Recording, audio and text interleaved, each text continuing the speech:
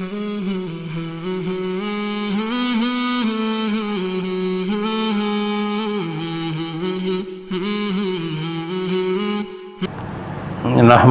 نصلی علی رسولہ الکریم اما بعد فاعوذ باللہ من الشیطان الرجیم بسم اللہ الرحمن الرحیم۔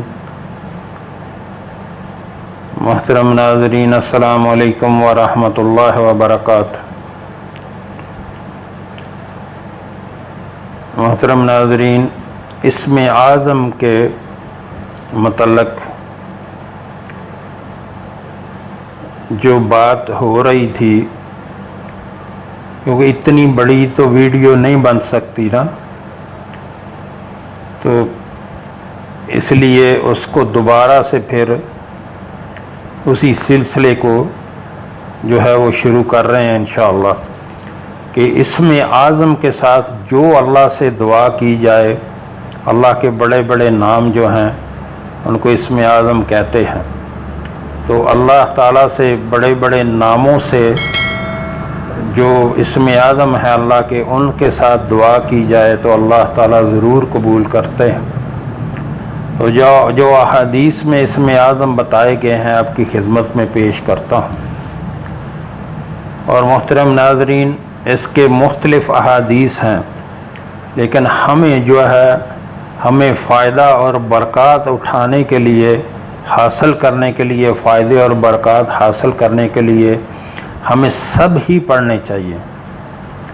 جتنے بتائے گئے ہیں سب ہی پڑھنے چاہیے، تاکہ ہمیں زیادہ سے زیادہ ان سے برکات حاصل کریں، ان سے فائدے اٹھا سکیں۔ تو ہمارے اوپر یہ ضروری ہے کہ ہم سب پڑھیں، یعنی یہ نہیں کہ ایک یہ پڑھ لیں یا کوئی دوسرا پڑھ لیں، ہمیں برکات حاصل کرنے کے لیے سب ہی پڑھنے چاہیے۔ تو حدیث شریف میں آیا ہے، رسول اللہ صلی اللہ علیہ وآلہ وسلم نے ایک شخص کو یہ کہتے ہوئے سنا، یا ذل جلال والاکرام، جس کا ترجمہ ہے آیا عظمت و جلال اور احسان و اکرام کے مالک۔ تو آپ نے فرمایا تیری دعا قبول کی جائے گی، اب تو جو چاہے مانگ۔ یعنی وہ بندہ اللہ کو پکار رہا تھا یا ذل جلال والاکرام، جس کا مطلب ہے اے عظمت و جلال اور احسان و اکرام کے مالک۔ تو آپ صلی اللہ علیہ وآلہ وسلم نے فرمایا تیری دعا قبول کی جائے گی، اب تو جو چاہے مانگ۔ ایک اور حدیث میں آیا ہے، رسول اللہ صلی اللہ علیہ وآلہ وسلم کا ارشاد ہے، اللہ تعالیٰ کی جانب سے ایک فرشتہ مقرر ہے جو شخص 3 مرتبہ، اللہ تعالیٰ کی جانب سے ایک فرشتہ مقرر ہے جو شخص 3 مرتبہ یا ارحم الراحمین، یا ارحم الراحمین پڑھے، جس کا مطلب ہے اے سب رحم کرنے والوں سے زیادہ رحم کرنے والے، کہتا ہے تو فرشتہ اس شخص سے کہتا ہے بے شک سب سے بڑا رحم کرنے والا تیری طرف متوجہ ہے، یعنی تیرا رب، اب تو جو چاہے سوال کر۔ کتنی بڑی فضیلت ہے یا ارحم الراحمین۔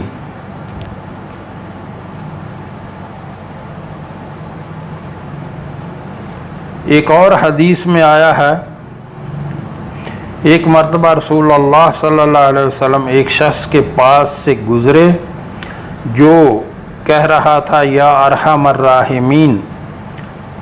آپ نے اس سے فرمایا تو جو چاہے مانگ، اللہ تعالیٰ کی نگاہ کرم تیری طرف ہے۔ ایک اور حدیث میں آیا ہے کہ جو شخص اللہ تعالیٰ سے 3 مرتبہ جنت مانگتا ہے تو جنت کہتی ہے اے اللہ اس شخص کو جنت میں داخل فرما، اور جو شخص اللہ تعالیٰ سے 3 مرتبہ جہنم سے پناہ مانگتا ہے تو جہنم کہتی ہے اے اللہ تو اس شخص کو جہنم کی آگ سے پناہ دے دے۔ تو محترم ناظرین، جب بھی مانگیں اللہ سے جنت الفردوس مانگیں، جب بھی مانگیں اللہ سے جنت الفردوس مانگیں جو اعلیٰ سب سے اعلیٰ درجے کی جنت ہے، اور دعا اللہ سے یوں کیا کریں اللہم انی اسألک جنت الفردوس وَأَعُوذُ بِكَ مِنَ النَّارِ۔ اس میں دونوں چیزیں آ جاتی ہیں، آپ نے جنت کا بھی سوال کر دیا، جب آپ نے جنت کا سوال کیا تو جنت کہتی ہے اللہ سے کہ اللہ اس کو جنت عطا کر، اور جب آپ نے جہنم سے پناہ مانگی تو جہنم اللہ سے کہتی ہے کہ اللہ اس کو جہنم سے پناہ دے۔ تو جب بھی دعا کریں اس طرح دعا کریں اللہم انی اسألک جنت الفردوس واعوذ بک من النار، اللہم انی اسألک الجنت الفردوس واعوذ بک من النار۔ محترم ناظرین، اچھی طرح یاد کر لیں اور کم از کم 3 مرتبہ صبح اور 3 مرتبہ شام پڑھ لیا کریں۔ اللہم انی اسألک الجنت الفردوس واعوذ بک من النار، بہت چھوٹی سی دعا ہے۔ ایک اور حدیث میں آیا ہے جو شخص ان 5 کلموں کے ساتھ دعا کرے گا اور جو سوال بھی اللہ تعالیٰ سے کرے گا اللہ تعالیٰ اس کو ضرور پورا کریں گے۔ وہ 5 کلمے یہ ہیں، نمبر 1 لا الہ الا اللہ وحدہ لا شریک لہ، جس کا ترجمہ ہے اللہ کے سوا کوئی معبود نہیں ہے، وہ اکیلا ہے، اس کا کوئی شریک نہیں ہے۔ نمبر 2 لہ الملک و لہ الحمد، جس کا ترجمہ ہے اسی کا تمام ملک ہے اور اس کے لیے سب تعریف ہے۔ نمبر 3 وَهُوَ عَلَى كُلِّ شَيْءٍ قدیر، جس کا ترجمہ ہے وہی ہر چیز پر قدرت رکھتا ہے۔ نمبر 4 لا الہ الا اللہ، جس کا ترجمہ ہے اللہ کے سوا کوئی معبود نہیں ہے۔ نمبر 5 ولا حول ولا قوت الا باللہ، اور کوئی بھی طاقت اور کوئی بھی قوت اس کی مدد کے بغیر میسر نہیں ہے۔ تو محترم ناظرین، اللہ کو جب بھی پکاریں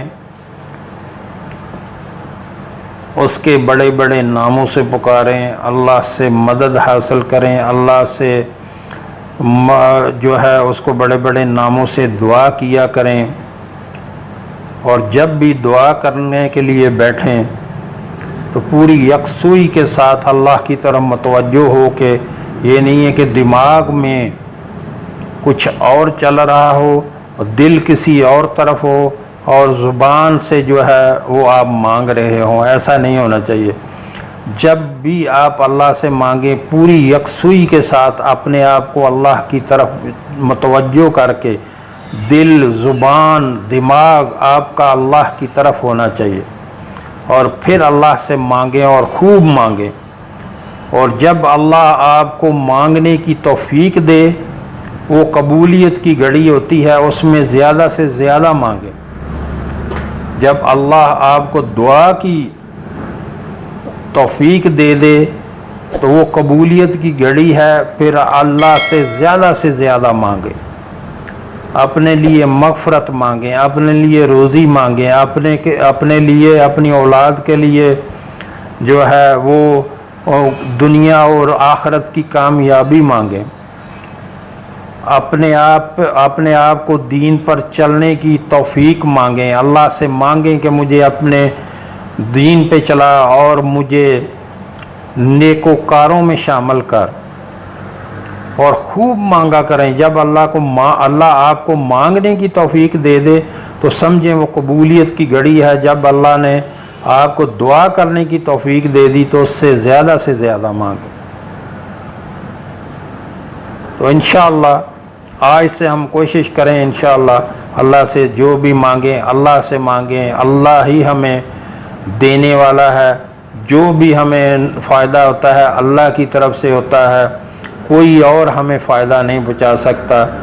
اپنے آپ کو اللہ کے ساتھ مضبوطی سے اپنے آپ کو اللہ کے حوالے کر دیں، دنیا میں بھی خیر و عافیت سے رہیں گے اور آخرت میں بھی انشاءاللہ اللہ ہمیں کامیاب کرے گا۔ جو ہم نے پڑھا، جو ہم نے سنا، اللہ ہمیں اس پر عمل کی توفیق عطا فرمائے۔ وآخر دعوانا الحمدللہ رب العالمین۔